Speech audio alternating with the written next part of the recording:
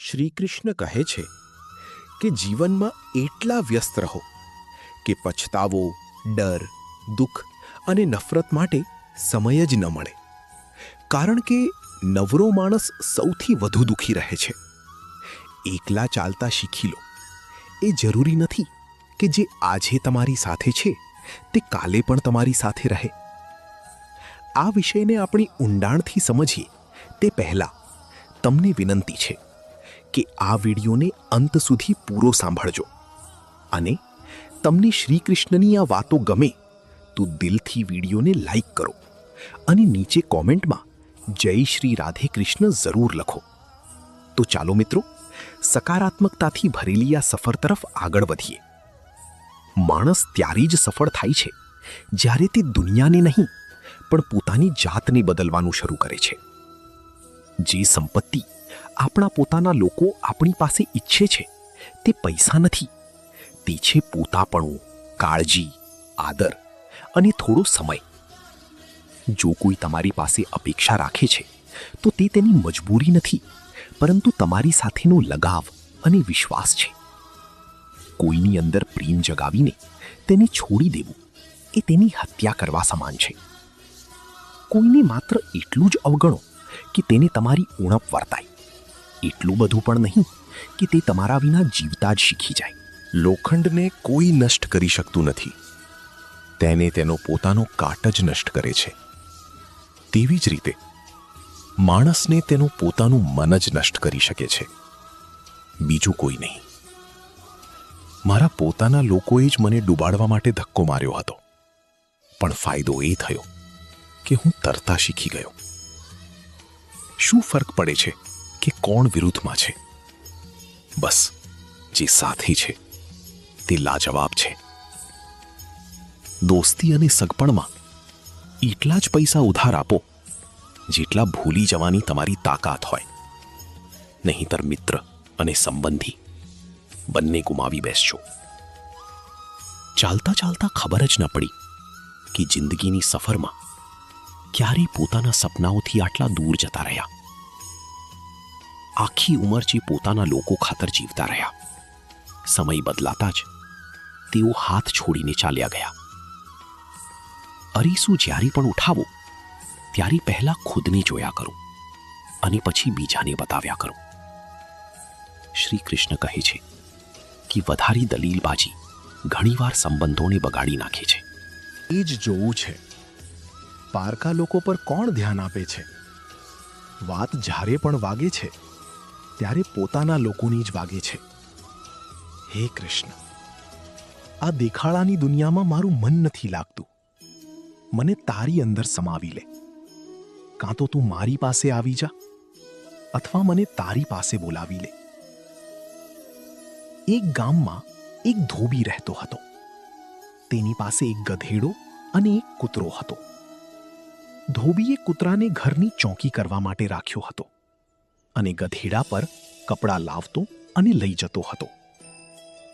ધોબી આ બંનેને સમયસર ખાવાનું પણ આપતો હતો, પણ ગધેડાને કૂતરાની ઈર્ષા થતી હતી. ગધેડો મનમાં વિચારતો કે આ કૂતરાને તો બહુ આરામનું કામ છે, ખાવાનું પણ શાંતિથી મળી જાય છે, જ્યારે હું આખો દિવસ મહેનત કરીને પણ મારું પેટ ભરી શકતો નથી. આના કરતાં તો સારું છે કે હું ધોબીના ઘરેથી ભાગી જાઉં. આવું વિચારીને એક દિવસ ગધેડો ધોબીના ઘરેથી ભાગી ગયો. હવે ગધેડો રસ્તામાં જે પણ ખેતરમાં ઘૂસતો ત્યાંના રખીવાળો તેને મારવા દોડતા. કોઈએ પણ તેને ખેતરમાં ચરવા ન દીધો. રસ્તા પર ચાલતા ચાલતા ગધેડાને એક મરેલા સિંહની ચામડી મળી. ગધેડાના મગજમાં એક વિચાર આવ્યો. તેણે તે ચામડી ઓઢી લીધી અને ખેતરો તરફ ચાલવા લાગ્યો. ખેતરના રખીવાળોએ તેની સિંહ સમજ્યો અને તેનાથી ડરીને ભાગવા લાગ્યા. હવે ગધેડો મસ્ત થઈને ખેતરોમાં ચરવા લાગ્યો. ગધેડો મનોમન પોતાની ચાલાકી પર બહુ ખુશ થતો હતો. તેને કામ કર્યા વગર મફતમાં ખાવાનું મળી રહ્યું હતું. આવી રીતે તે થોડા જ દિવસોમાં જાડો થઈ ગયો. એક દિવસ ગધેડો કોઈ ખેતરમાં ચરી રહ્યો હતો. તેણે થોડે દૂર કોઈ બીજા ગધેડાને ભૂંકતો સાંભળ્યો. પોતાના જાતભાઈનો અવાજ સાંભળીને ગધેડો મસ્તીમાં જોર જોરથી ભૂંકતા ભૂંકતા નાચવા લાગ્યો. આનાથી તેના પર રહેલી સિંહની ચામડી થોડી ખસી ગઈ. સિંહમાંથી ગધેડાનો અવાજ સાંભળીને ગ્રામજનોને આશ્ચર્ય થયું. ધ્યાનથી જોતા ખબર પડી કે આ તો ગધેડો છે, જેણે સિંહની ચામડી ઓઢી રાખી છે. હવે ગ્રામજનો લાકડી લઈને આવ્યા. ગધેડો તો પોતાની મસ્તીમાં મસ્ત હતો, તેથી તેને ગ્રામજનોના આવવાની ખબર ન પડી. હવે ગધેડાનો માર પડવાનો શરૂ થયો. ગ્રામજનોએ તેને એટલો માર્યો કે તેને અધમુઓ કરી દીધો. લાંબો વિરામ. થોડી વાર પછી ગધેડાને ભાન આવ્યું. તે પોતાની ભૂલનો પછતાવો કરવા લાગ્યો. લંગડાતો લંગડાતો પાછું ધોબીના ઘરે ગયો. બહાર કૂતરો બેઠો હતો. કૂતરાએ તેની હાલત જોઈને પૂછ્યું, તારી આ હાલત કેવી રીતે થઈ? ગધેડાએ પોતાની બધી વાર્તા કૂતરાને સંભળાવી. કૂતરો બોલ્યો, ગંભીરતા, નાનો વિરામ. માત્ર સિંહની ચામડી પહેરવાથી કોઈ સિંહ બની શકતું નથી. સિંહ બનવા માટે હિંમત, બહાદુરી અને બળ જોઈએ. તારી મફતના ચક્કરમાં પડવું ન જોઈએ. ક્યારેય કોઈને છેતરવું નહીં. આ દુનિયામાં મહેનત કરીને ખાનાર જ સુખી છે. તું પણ મહેનત કરીને ખાતો હોત તો તારી આજે આ હાલત ન હોત. લાંબુ વિરામ. ગધેડો કૂતરાની વાત સમજી ગયો હતો અને મહેનત કરીને ખાવા લાગ્યો. શ્રી કૃષ્ણના દરબારમાં દુનિયા બદલાઈ જાય છે. તારી દયાથી હાથની રેખાઓ બદલાઈ જાય છે. જે સાચા દિલથી શ્રી કૃષ્ણનું નામ લે છે, એક પળમાં તેની તકદીર બદલાઈ જાય છે. શ્રી કૃષ્ણ કહે છે, ખુશ રહેવું હોય તો જિંદગીના નિર્ણયો પોતાની પરિસ્થિતિને જોઈને લો. દુનિયાને જોઈને લેવાયેલા નિર્ણયો હંમેશા દુઃખી જ રાખે છે. જિંદગીમાં આશ્ચર્ય પણ થાય છે અને ઘણી મુશ્કેલીઓ પણ આવે છે, પણ બધું સારું થઈ જાય છે જ્યારે ઉપરવાળાની મહેરબાની હોય છે. દરેકને અહીં તમારી જિંદગીથી ફરિયાદો છે, પણ જિંદગી તો એ જ જીવે છે જે હંમેશા હસતા રહે છે. જિંદગીમાં દેખાવો દુઃખ આપે છે. જો સુખ જોઈએ તો દરેક કામ દિલ લગાવીને કરો. સંપત્તિ અને ખુશીનો કોઈ સંબંધ હોતો નથી. આ વાત જે સમજી જાય છે તે આખું જીવન ખુશ રહે છે. જ્યારે આ જિંદગી આપણને કેટલું બધું શીખવાડે છે. જે લોકોને પોતાનું લક્ષ્ય ખબર હોય છે તે લોકોની વાતો પર વધારે ધ્યાન નથી આપતા અને સતત પોતાના કામમાં લાગેલા રહે છે અને પોતાનું લક્ષ્ય પ્રાપ્ત કરી લે છે. જ્યારે જે લોકો બીજાની વાતોમાં આવી જાય છે તે બીજાનું નુકસાન તો કરે જ છે, સાથે પોતાનું પણ નુકસાન કરી બેસે છે. એક ગામમાં બે બાળકો વચ્ચે મિત્રતા થઈ ગઈ. એક બાળક 8 વર્ષનો હતો અને બીજો 10 વર્ષનો હતો. બંને બાળકોની મિત્રતા દિવસ પ્રતિદિવસ મજબૂત થઈ રહી હતી. બંને સાથે શાળાએ ભણવા જતા અને સાથે રમવા પણ જતા. એક દિવસ બંને બાળકો દડાથી રમી રહ્યા હતા. રમતા રમતા તેઓ ગામથી દૂર નીકળી ગયા અને એક સુમસાન વિસ્તારમાં પહોંચી ગયા. ત્યાં ગામની બહાર એક ખૂબ જ જૂનો કૂવો હતો જે સુકાઈ ગયો હતો અને તેમનો દડો તે જૂના કૂવામાં જઈને પડ્યો. હવે જે 10 વર્ષનો છોકરો હતો તે બોલ્યો, ઊભો રહે, હું દડો કાઢું છું. પણ ઉતાવળ અને ગભરામણમાં તે પોતે જ કૂવામાં પડી ગયો. દડો તો ન નીકળ્યો, પણ બાળક કૂવામાં જતો રહ્યો. હવે નાનું બાળક જે બહાર ઊભું હતો તે ગભરાઈ ગયો અને વિચારવા લાગ્યો, હવે શું થશે? ઘરના લોકો મને બહુ મારશે, આનો જીવ જતો રહેશે, આ બચી નહીં શકી. તેના મનમાં આવા ઘણા બધા ઊંધા અને નકારાત્મક વિચારો આવવા લાગ્યા. અંદરથી બાળક બૂમો પાડી રહ્યો હતો, બચાવો, બચાવો. અને આ બાજુ બહાર ઊભેલો બાળક પણ બૂમો પાડી રહ્યો હતો. પણ સુમસાન જગ્યા હોવાને કારણે તેમનો અવાજ કોઈ સાંભળી રહ્યું નહોતું. દૂર દૂર સુધી કોઈ દેખાતું પણ નહોતું. નાના બાળકે દોડીને આમ તેમ ફરીને જોઈ લીધું, પણ કોઈ દેખાતું નહોતું. હવે અંદર પડેલા બાળકનું ગળું બૂમો પાડવાને કારણે સુકાઈ રહ્યું હતું. અવાજ પણ હવે નીકળતો નહોતો. શ્વાસ ફૂલી રહ્યા હતા અને આસપાસમાં પાણી પણ નહોતું. સમજમાં નહોતું આવતું કે શું કરવું. ત્યારે જ તેને દૂર ઝાડી પાસે એક દોરડું અને ડોલ દેખાયા. બાળક દોડીને ગયો અને તે લઈ આવ્યો. તેણે દોરડાથી ડોલ બાંધી અને દોરડું કૂવામાં ફેંક્યું અને 10 વર્ષના છોકરાને કહેવા લાગ્યો, આવી જા ઉપર, હું તને ખેંચું છું. અંદર પડેલો છોકરો બોલ્યો, ગાંડો તો નથી થઈ ગયો ને? તું પણ પડી જઈશ. તું મને ખેંચી નહીં શકે. આ ન થઈ શકે. 8 વર્ષના છોકરાએ કહ્યું દૃઢતા સાથે, ના, આ હું કરીને બતાવીશ. તું ડોલ પકડ અને ઉપર આવી જા. તે નાના બાળકે પોતાનો પૂરો જીવ લગાવી દીધો. તેનું ગળું સુકાઈ ગયું હતું. તરસ લાગી રહી હતી. હાલત ખૂબ ખરાબ થઈ ગઈ હતી. પણ તેમ છતાં તેણે પોતાના પૂરા જોરથી ડોર ખેંચ્યું અને 10 વર્ષના છોકરાને બહાર કાઢી લીધો. આ બહાર કાઢતા કાઢતા રાત થઈ ગઈ હતી. હવે બંને બાળકો ગામ તરફ જઈ રહ્યા હતા. ગામમાં પહોંચ્યા તો ભીડ એકઠી થઈ ગઈ હતી. બંનેના માતા પિતા રડી રહ્યા હતા. ગામવાળા કહી રહ્યા હતા, બાળકો મળી જશે, મળી જશે. પણ ક્યાંય મળ્યા નહોતા. એટલે બધા ખૂબ પરેશાન હતા. જ્યારે આ બંને બાળકો ગામ તરફ આવતા દેખાયા ત્યારે બધા લોકો ખુશ થઈ ગયા. હવે બધાએ બંને બાળકોને પૂછવાનું શરૂ કર્યું, ક્યાં ગયા હતા?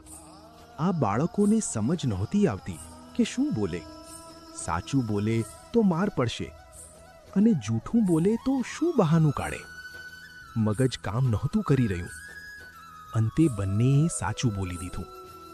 નાના બાળકે કહ્યું, આ કૂવામાં પડી ગયો હતો તો મેં દોરડાથી ખેંચીને બહાર કાઢ્યો. આ સાંભળતા જ લોકો હસવા લાગ્યા. તું ગાંડો છે શું? તારાથી એક ડોલ પાણી નથી ખેંચાતું અને તું 10 વર્ષના બાળકને ખેંચીને બહાર કાઢી લીધો. લોકો બાળકનું મજાક ઉડાવવા લાગ્યા. ત્યારે ગામના સૌથી વૃદ્ધ વ્યક્તિ, જે ત્યાંના સરપંચ હતા, તેમણે કહ્યું, આ બાળક સાચું બોલી રહ્યો છે. ખરેખર આણી જ 10 વર્ષના બાળકને બહાર કાઢ્યો છે અને તેના 2 કારણ છે.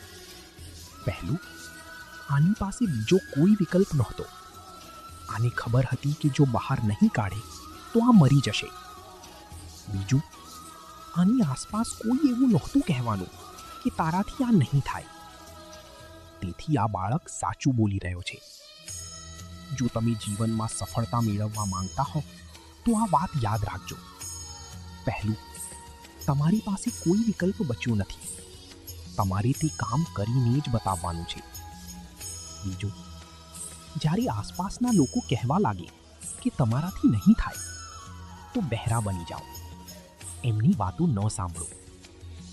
આ દુનિયામાં દરેક માણસ તે વસ્તુ માટે રડે છે જે તેની પાસે નથી, અને જે તેની પાસે હોય છે તેની કદર કરતો નથી. જેટલા પારકા લોકોથી સાવધાન રહો છો એટલું જ પોતાના લોકોથી પણ સાવધાન રહો. કારણ કે સૌથી વધુ દગો પોતાના લોકો જ આપે છે. આ જ જીવનની વાસ્તવિકતા છે. 1 રૂપિયાની ઓકાત રાખવાવાળા 1 લાખ બતાવશે. આવા લોકો માત્ર તમારું દિલ દુભાવશે. આવા લોકોથી દૂર રહેવું જોઈએ.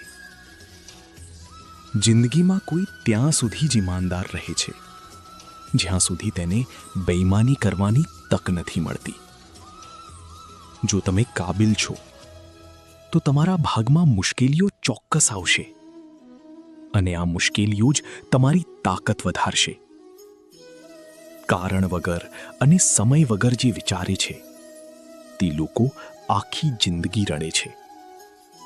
ઉંમરભર બોજ ઉઠાવ્યો ખીલીએ, પણ લોકો તારીફ માત્ર તસવીરની કરે છે. આવું જ જિંદગીમાં પણ થાય છે. જો જિંદગીમાં સુકૂન ઈચ્છતા હોવ તો ફોકસ કામ પર કરો, લોકોની વાતો પર નહીં. જેમને પોતાની જાત પર ભરોસો નથી હોતો તે હંમેશા નસીબ અને બીજાને દોષ આપે છે. જેમને પોતાની જાત પર ભરોસો હોય છે તે માત્ર કોશિશ કરે છે. આજના સમયમાં નાની વિચારસરણીવાળા લોકોની સંખ્યા વધી રહી છે, જે બીજાને માત્ર નીચા દેખાડવાનો પ્રયાસ કરે છે. જીવનમાં જેઓ અહંકારને દૂર રાખે છે તે જ પ્રગતિ માટે તૈયાર થાય છે. જીવનમાં ત્યારે જ કંઈક પામશો જ્યારે મુસીબતથી ગભરાશો નહીં. અથવા તેના પર દોષ કાઢવા લાગે છે તો તે પોતાના જીવનની ખામીઓ પર ક્યારેય ધ્યાન નથી આપતો, અને એ જ દોષ તેની નિષ્ફળતાનું કારણ બને છે. ચિંતા ચિતા સમાન હોય છે, જે જીવતા માણસને બાળીને રાખ કરી દે છે. જીવનના ઉદ્દેશ્યને પામવા માટે ચિંતન કરો, ચિંતા નહીં. દેખાડો એ જ કરે છે જે અજ્ઞાની અને અહંકારી હોય છે. જો તમારી અંદર અજ્ઞાન અને અહંકાર છે તો તમે ક્યારેય સફળ થઈ શકતા નથી. તણાવમાં રહેવાથી વ્યક્તિ અસ્વસ્થ થઈ જાય છે અને કોઈ પણ કાર્ય સારી રીતે કરી શકતો નથી. જે લોકો જીવનના ઉદ્દેશ્યને જાણે છે તે લોકો બીજાને બતાવતા નથી, અને જે નથી જાણતા તે જ બતાવે છે. તમારા જીવનનો ઉદ્દેશ્ય શું છે? આ પ્રશ્નનો ઉત્તર માત્ર તમે જાતે જ આપી શકો છો. અને જે દિવસથી તમે આ પ્રશ્નનો ઉત્તર શોધવાનું શરૂ કરો, સમજી લો કે તમે જીવન જીવવાનું શરૂ કરી દીધું. જો તમે રામાયણ વાંચ્યું હશે તો તમને ખબર હશે કે ભગવાન રામ એક રાજાના પુત્ર હતા અને તેમને ઈશ્વરનો અવતાર માનવામાં આવે છે. છતાં પણ તેમના જીવનમાં સુખ અને દુઃખ બંને હતા. જો તેમના જીવનમાં દુઃખ ન હોત તો તેઓ મર્યાદા પુરુષોત્તમ ન કહેવાત. એક વાત હંમેશા યાદ રાખો, આ પૃથ્વી પર જે પણ વ્યક્તિ આવ્યો છે દરેકનું જીવન સુખ અને દુઃખથી ભરેલું છે. શ્રી કૃષ્ણ કહે છે, જે વીતી ગયું તેને તમે બદલી શકતા નથી, અને જે આવવાનું છે તેને તમે જાણતા નથી.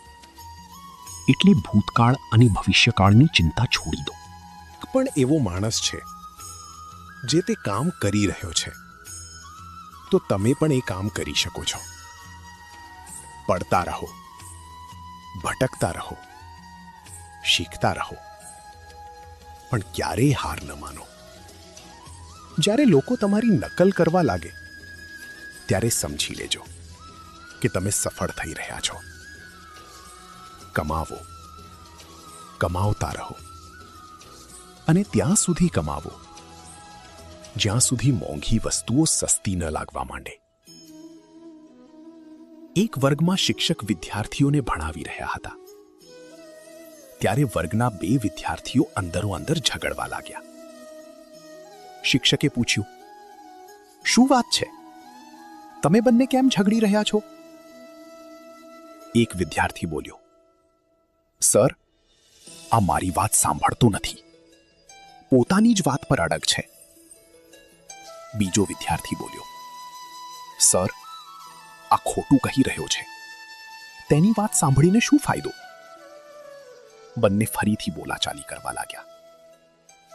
બંનેની સમજૂતી માટે શિક્ષકે તેમને પોતાની પાસે બોલાવ્યા. બંને વિદ્યાર્થી શિક્ષકના ડેસ્ક પાસે આવીને ઊભા રહ્યા. એક ડેસ્કની એક બાજુ અને બીજો બીજી બાજુ. શિક્ષકે ડેસ્કમાંથી એક દડો કાઢ્યો અને બરોબર વચ્ચે મૂકી દીધો. પછી પૂછ્યું, આ દડો કયા રંગનો છે? પહેલો વિદ્યાર્થી બોલ્યો, સફેદ રંગનો. બીજો વિદ્યાર્થી બોલ્યો, ના સર, આ તો કાળું છે. બંનેના જવાબ અલગ, પણ બંને પોતાની વાત પર અડગ.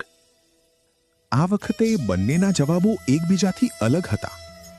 પહેલા વિદ્યાર્થીએ કહ્યું, સર, દડો કાળો છે. બીજાએ કહ્યું, સર, દડો સફેદ છે. પરંતુ આ વખતે તેઓ પોતાના જવાબથી આશ્ચર્યચકિત પણ હતા. બંને શિક્ષકને સમજાવતા બોલ્યા, સર, આ દડો બે રંગનો છે.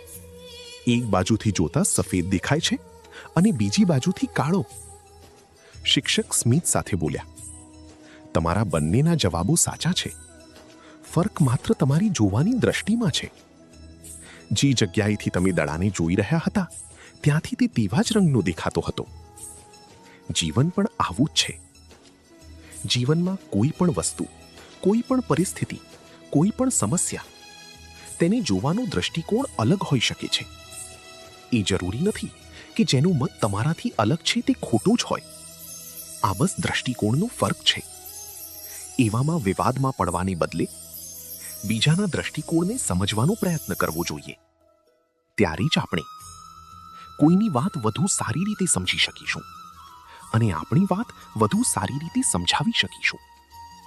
બંને વિદ્યાર્થીઓને શિક્ષકની વાત સમજાઈ ગઈ અને બંનેએ પોતાનો ઝઘડો ભૂલીને સમાધાન કરી લીધું. આ વાર્તા આપણને શું શીખવે છે? જીવનમાં પરિસ્થિતિઓ અલગ હોઈ શકે છે અને તે પરિસ્થિતિઓ પ્રત્યે લોકોનું દ્રષ્ટિકોણ પણ અલગ હોઈ શકે છે.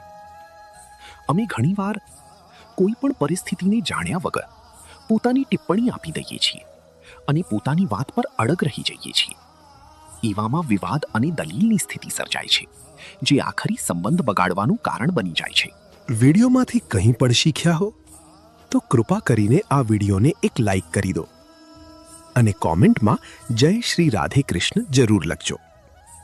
જો તમે આ ચેનલ પર નવા હો અને આવા જ આધ્યાત્મિક વિડીયો વધુ જોવા માંગતા હો તો કૃપા કરીને ચેનલને સબસ્ક્રાઇબ કરો અને નોટિફિકેશન બેલ આઇકોનને ઓલ પર સેટ કરી લો, જેથી અમારા દરેક નવા વિડીયોના નોટિફિકેશન સૌથી પહેલા તમારી પાસે પહોંચી જાય.